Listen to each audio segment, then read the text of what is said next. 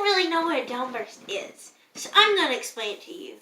A downburst is when cold air begins to fall from the middle and upper levels of a thunderstorm. As the colder air strikes the Earth's surface, it begins to roll, much like the water as a boat moves through it. As the cold air rolls out, it is compressed, causing winds to increase dramatically, and at times they can even be as strong as an EF1 tornado. That's over 100-mile-per-hour winds. Now, you might want to have this from a first-person experience. So I'm going to send it to Everett so he can talk to Ulysses and Becky Douglas. To you, Everett. Rosalie, now before I give it over to Ulysses, here's a way to stay safe during a downburst. Get in your basement and stay inside no matter what. Wait until the storm is over. Be prepared to stay inside for 2 or more days. Now let's send it over to our eyewitnesses, Ulysses and Becky. Boulevard.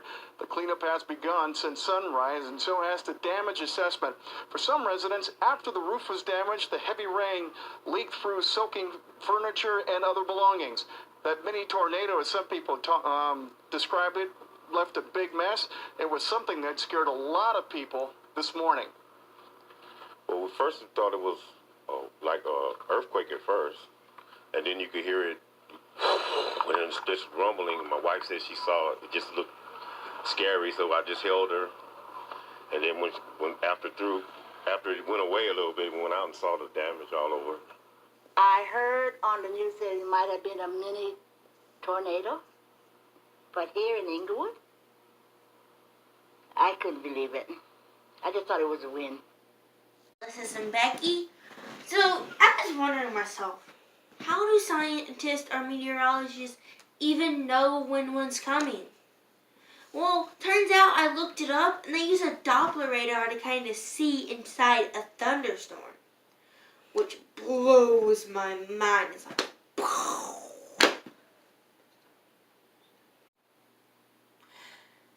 now, on another note,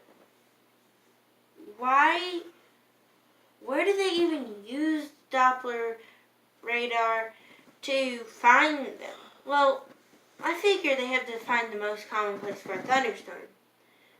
So then they track that place down, then they see and check it, and they see where a downburst can happen, or will happen. And turns out they're most commonly found east of the Rocky Mountains. I mean, they can be found all over the U.S., but most commonly near the Rocky Mountains. You may be wondering why this is, but really, it's not that hard. It's just because it has more thunderstorms over there. Now, for the last thing, I'm going to tell you what might occur if you do experience this so that you know in advance. Well, it's not going to be that bad because it's only, like I said, at the worst, like an EF1 tornado. But you might get things torn off your house. Your shingles, if you have any shingles on your roof, might come off. Things might fly away. But that's pretty much it. So don't